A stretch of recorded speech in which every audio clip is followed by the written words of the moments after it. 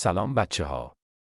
این مسیر حرکتی ماست از شهری که توش زندگی میکنم، یعنی نیک شهر، به شهری که واسه کار میرم، یعنی بندر لنگه. کل این مسیر 12 ساعته.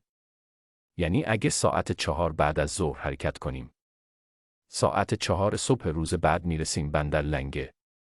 توی راه هم یه جا واسه شام نگه میداریم، شام میخوریم و دوباره حرکت میکنیم.